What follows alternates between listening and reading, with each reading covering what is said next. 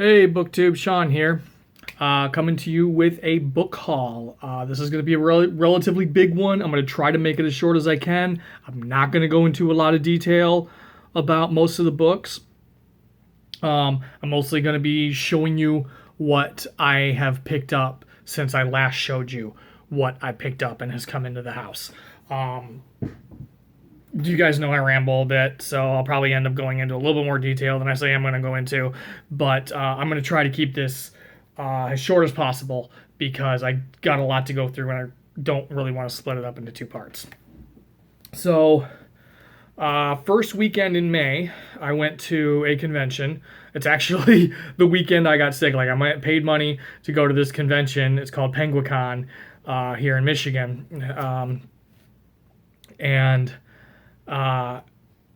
I ended up missing half of it because I got sick. I went home early afternoon on Saturday and never went back. But at the freebies table there, I did pick up a small handful of books. Freebies table kind of sucked this year. People were just getting rid of their crap. Anyway, so I did pick up a few books there. I'm going to go through them real quick. I thought this was kind of cool. I got the year's best horror stories, series 13 and 17. These are from the 80s. Then these are the editions from the 80s. These are the paperback first printings. So I thought these were really cool to find. This novel sounded interesting. The Sirens, Eric Van Lustbader. I've heard of this before, kind of a horror thriller. And there was two fantasy books from Sean Russell, the first two of a series. It's called the Moontide and Magic Rise series, World Without End and Sea Without a Shore. Sean Russell wrote a book called One Kingdom that I read a long time ago and I enjoyed, and that was part of a series too, and I never continued with that. So I wanted to, for free, grab these and check them out. And when I get to them, I'll go into talk about them a little bit more. And picked up a hardcover John Wyndham novel, Shocky. John Wyndham is a sci-fi writer, wrote Day of the Triffids, and many others. I know Sam at Sarcasm Sci-Fi is a big John Wyndham fan. It's funny because I had just, I think it was Beth Chat's Books, talked about picking this book up. I watched a video where she talked about this book the day before I found it on the freebies table. So that's why I went ahead and I grabbed that. Okay, now that was freebies table. This is all either purchased or was sent to me. I picked this up. I'm not a big, I really haven't played the Mass Effect games very much, but I did pick up this Mass Effect mass market paperback because the author, I don't know if you can see it there, N.K. Jemisin. N.K. Jemisin wrote a Mass Effect book, so that is why I grabbed this. These are really cool, and one of them is actually one of the books I'm going to looking at reading the last part of this month, which I failed to mention in my previous video. But Valancourt Books has been releasing a series of one a month. I think there's going to be 5 or 6 to start, and I hope they go back and do more later, but there is definitely 5 or 6 lined up to start of re-releases of books that were featured in Paperbacks from Hell. They've been working with Will Erickson and Grady Hendrix on re-releasing some of the books in Paperbacks from Hell. So what I have is the first 3 that have come out, and I have the next ones pre-ordered. I have July and August pre-ordered, but they are The Nest by Gregory A. Douglas, nice little mutant cockroach story.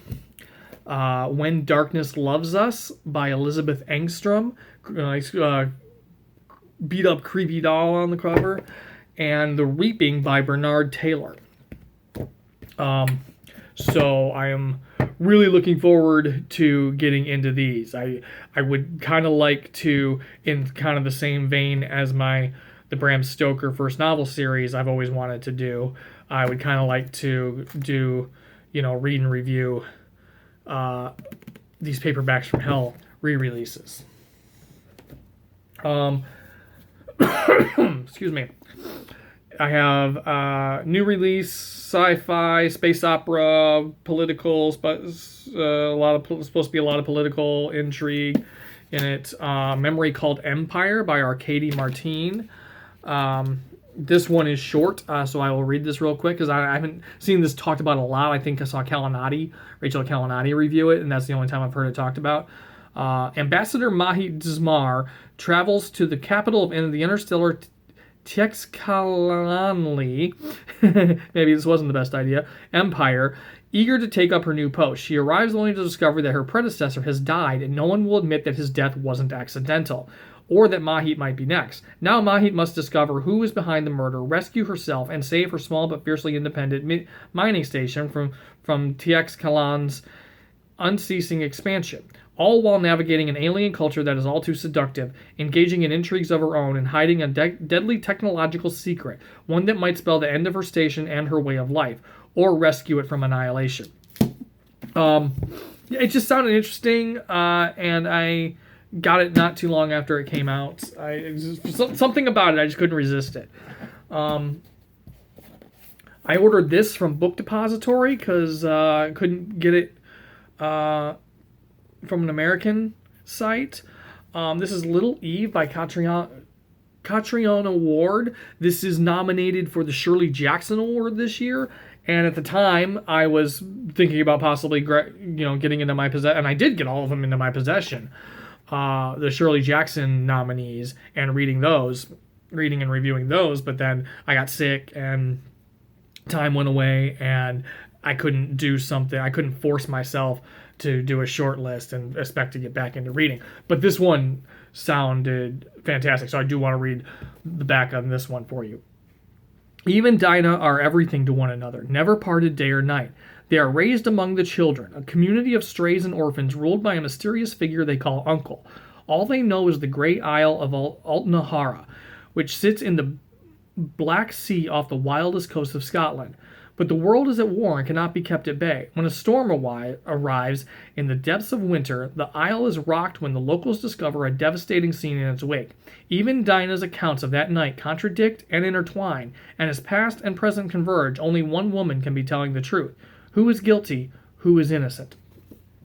And, yeah, there's a quote from Sarah Pinborough here, who I've never really read, but I know a lot of thriller readers like her. A wonderful literary Gothic tale, so the Gothic kind of, and a lot of Shirley Jackson Awards tend to lean towards Gothic speculative stuff. So that sounded really good, and I'm excited to get to that one soon. I've been waiting for this to come out in trade paperback. This is Foundry Side. This is the first book in Robert Jackson Bennett's new series. I don't remember what the series is called. I don't think it says anywhere on here what the series is called. It might just be a Foundry Side series. I'm not sure. But I've been hearing great things about this book. I believe it's a Booktube SFF nominee. But I read some of it when I had it out from the library and was really digging it. So I wanted to get that. Again, this one I've been waiting for to come out in trade paperbacks. It's A Place for Us by Fatima Farheen Mirza. This was nominated. This was on Barter Horde, the Booktube prize. This is on. I know it is on the in the semifinals for the Booktube prize. This was also shortlisted for the Reading Women Award. That's when I became interested in it. And I've been waiting for it to come out in trade paperback so that I could get a copy. I do want to read that real soon. This is a dystopian book that I heard about on Mercedes Mercy's Bookist Musings, her channel. I'm sure all I gotta say is Mercedes. Everybody probably knows who Mercedes is. The Amateurs by Liz Harmer. And this one's short, so I'm going to read you the blurb.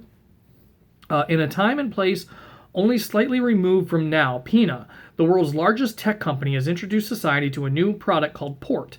This irresistible space-time travel device is mysteriously powered by nostalgia and longing. Step inside a port and find yourself transported any place your heart desires, real or imagined. Earth's population plummets when many who pass through its portal don't come back, either unwilling or unable to return. In The Amateurs, Liz Harmer has crafted a subtle, many-faceted debut novel about rapture and romance, and the strange, dark, powerful alchemy that happens when technology meets desire. I saw this on Mercedes' channel and immediately went and ordered it because it just sounded really interesting to me. This one I received from Flame Tree Press. This is probably out now. John Everson, The Devil's Equinox. And since I got this from a publisher, I will read you the back. Austin secretly wishes his wife would drop dead. He even says so one boozy midnight at the bar to a sultry stranger with a mysterious tattoo. When his wife later introduces that stranger as Regina, their new neighbor, Austin hopes she will be a good influence. Instead, one night he comes home to find his wishes come true. His wife is dead. Soon he's entranced with Regina, who introduces him to a strange world of bloodletting, rituals, and magic. A world that puts everything he loves in peril. Can Austin save his daughter and himself before the planets align for the Devil's Equinox? That sounds really good. At first, when I read the first paragraph, when I got the email from Flame Tree Press, I thought it was going to be a new take on the old Alfred Hitchcock Strangers on a Train. But then the second paragraph changed that. Okay, well, I'll fix that later.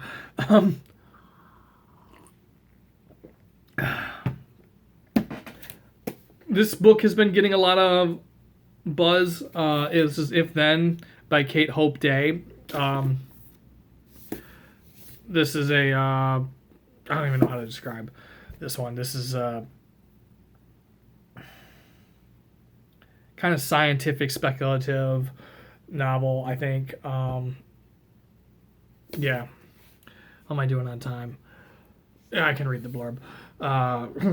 In the quiet haven of Clearing, Oregon, four neighbors find their lives upended when they begin to see themselves in parallel realities. Ginny, a devoted surgeon whose work often takes precedence over her family, has a baffling vision of a beautiful coworker in Ginny's own bed and begins to doubt the solidity of her marriage.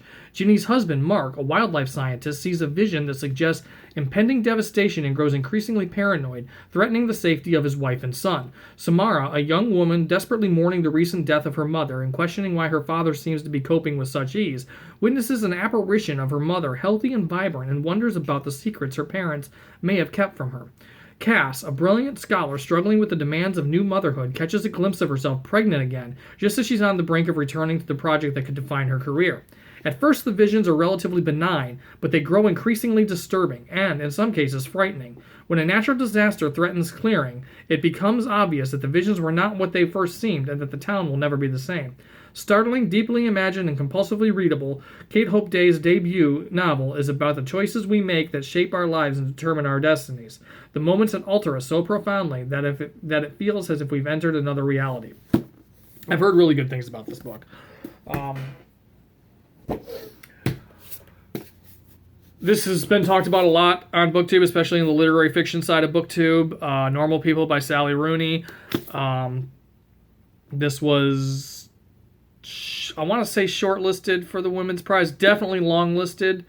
I had been hearing so much about it that I really wanted to read it, so I pre-ordered the American release of it. This was one I pre-ordered too, even though I've still yet to read the first book. I've read the first couple chapters of the first book. I really do want to get back to it because I've heard such fantastic things about it from both Jacqueline at 6 Minutes from Me and Russell at Ink and Paper Blog. This is The Missing of Claire de Lune. This is book 2 of The Mirror Visitor, translated from the French. This is by Christelle Dabos, translated from the French by Hildegard Serrel. This is from Europa Books. This was just knocked out of the Booktube prize. This was this was shortlisted actually for the National Book Award, The Great Believers by Rebecca Mackay. I've actually read the first couple chapters of this when I had it out from the library, and was really enjoying it. But again, because it wasn't a good time for reading for me. But it just came out in trade paperback, so again, I pre-ordered the trade paperback and really would like to get to this. I don't know if I've hauled this or not. If not, I'm hauling. If I have, I'm hauling it again. This is West by Carrie's. I'm not sure how to pronounce that first name. I should have looked that up. Carrie's Davies. It's a short little novel about a man who hears about, hears about dinosaur fossils being found out west, and thinks that the great beasts might be roaming out in the area that nobody's really settled yet. So he goes out west to try and find the beasts that these bones have come from. I don't know. Again, I've heard really good things about that. I believe it is still in the running for the Booktube prize. The next 4 books I got from my parents. I was over at my parents' house, and my mom's recently gotten into Westerns. My dad asked, "Do you read Westerns?" I'm like, not really, but I'm not opposed to them either. So I just took these from their house to give them a shot. These are all big title by William W. Johnstone. And J.A. Johnstone. William Johnstone passed away years ago. J.A. Johnstone, I believe, is his nephew.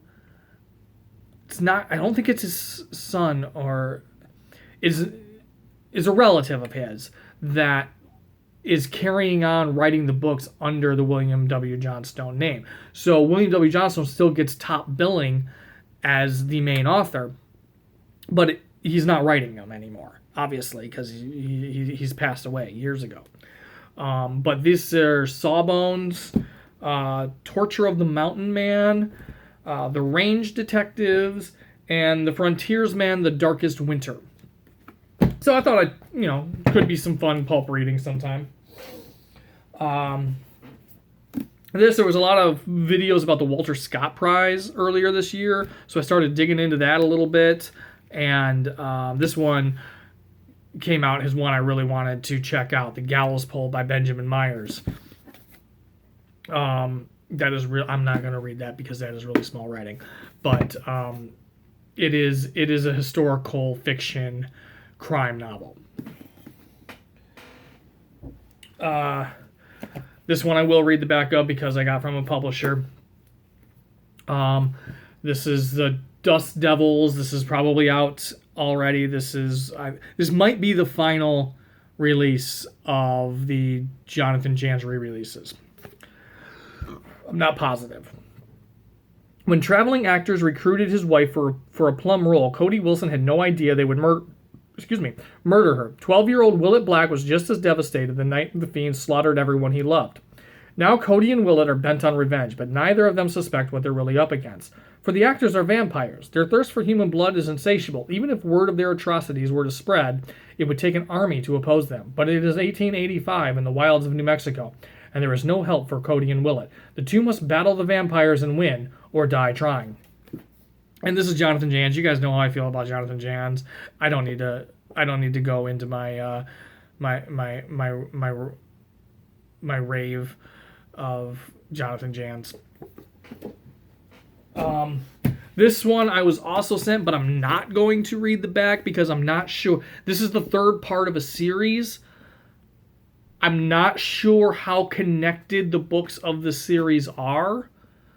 Because I've never really looked. I have the first book on my Kindle, but I haven't read it, and I've never really delved too much into the series. But this is The Book of Flora by Meg Ellison. The first book was, let me see if this. I know the sell sheet says it. Oh, come on. Book of the Unnamed Midwife. That's what it is. The first book is Book of the Unnamed Midwife. I'm not sure what the second book is called. And then now the third book is out, the Book of Lore. I think they are... I don't know how interconnected they are. So I don't want to read the back of this and spoil something from one of the other books. And I'm almost through. Couple of quick ones. I've talked before about how I collect classic movie star biographies. I found this one at a library's book, not a library book sale, but a section in one of the libraries I go to that sells books. You like put $1 in, you don't even pay at the counter. You put $1 in a bucket for the friends of the library and take the book you want. But it's an Ava Gardner biography. And this is I did pre-order this. This is a brand new Vivian Leigh biography called Dark Star by Alan Strachan. And Ava's, this is an autobiography. I got the Swan book by Alexis Wright. Jacqueline at 6 Minutes From Me was doing Aussie April. And I kind of wanted to participate, but again, I didn't have a lot of time to devote to reading. But when she was doing all of her Stella Prize stuff, I was looking into the Stella Prize and some winners of the Stella Prize. And this was a winner of the Stella Prize. And I'm just going to read the back because I don't think it's widely known here in the States. Olivia Etheline is hiding from her abusers in the depths of a gum tree when she is rescued by an old woman who herself is a refugee from the devastation of the climate change wars. Her savior, Belladonna of the Champions, takes Olivia to live with her on an old warship in a polluted, dry swamp, fenced off from the rest of Australia by the army. The dry swamp becomes a setting for a revolutionary invasion that brings with it the promise of salvation. But for Olivia, it seems likely to be yet another trap from which she must escape. This multi-layered novel tinkers with the edges of the world we inhabit as Olivia encounters talking monkeys, genies with doctorates, spirit-guiding swans, and an entire cast of characters drawn from myths, legends, and fairy tales. Dazzling in its language and scope, the Swan book reminds us that the power of the human imagination can set us free. And she, I believe, is an Indigenous Australian author too. So when Aussie April was going on, when I was thinking about trying to participate, there was a prompt for Indigenous author and Stella Prize winner. So this was going to fill both those prompts. I also got My Year of Rest and Relaxation by Otessa Moshfegh. And this one is short as well, so I will read this because I haven't heard a lot of talk about this on Booktube. Our narrator has many of the advantages in life on the surface. Young, thin, pretty, a recent Columbia graduate, she lives in an apartment on the Upper East Side of Manhattan, paid for, like the rest of her needs, by her inheritance. But there is a vacuum at the heart of things, and it isn't just the loss of her parents while she was in college, or the miserable way her Wall Street sometime boyfriend treats her, or her sadomasochistic relationship with her alleged best friend. It's the year 2000 in a city aglitter with wealth and possibility. What could be so terribly wrong? My Year of Rest and Relaxation is a powerful answer to that very question. Through the story of a year spent by a young woman under the influence of a truly mad combination of drugs prescribed to heal people from alienation and existence ennui. Moshfegh shows us how reasonable, even necessary, that alienation sometimes is. Tender and blackly funny, merciless and compassionate, is a showcase for the gifts and the rewards of one of our major writers working at the height of her powers. I had gotten the Kindle sample of this and read through the Kindle sample and was really enjoying it. So I wanted to get my own copy of it. But it was like one of those $14.99 Kindle books, and for a couple dollars more I could get the hardcover, so I just bought the physical. And same with 7.5 Deaths of Evelyn Hardcastle. This has been around. This you know what, this is really short, I'll read it. The rules of Blackheath. Evelyn Hardcastle will be murdered at 11 p.m. There are 8 days and 8 witnesses for you to inhabit. We will only let you escape once. We will only let you escape once you tell us the name of the killer. Understood? Then let's begin. Evelyn Hardcastle will die every day until Aiden Bishop can identify her killer and break the cycle. But every time the day begins again, Aiden wakes up in the body of a different guest. And some of his hosts are more helpful than others. The most inventive debut of the year twists together a mystery of such unexpected creativity it will leave readers guessing until the very last page. It sounded very kind of Twilight Zone-y to me. And I've heard really good things about it, and I'm really interested in it. I would like to get to this one before the year's out. And that is it. That is the book haul. It didn't end up being 45 minutes like I feared, so I ended up close to 20 minutes shy of what I thought it was going to be. That's it. Thank you to all my subscribers. Let me know in the comments if you've read any of these. Not just my subscribers, anybody watching this video. Let me know in the comments if you've read it. I always forget this part, to talk to me in the comments, because that is what I enjoy about doing this, is talking to you guys in the comments and having conversations and connecting with people and making friends. It's why I started doing this. So please leave me a comment. Let me know if any of these sound interesting to you, if you've read any of these, what you thought of any of these. If any of these are going on to your TBR, if you have any suggestions for me based on some of these books, just leave me a comment.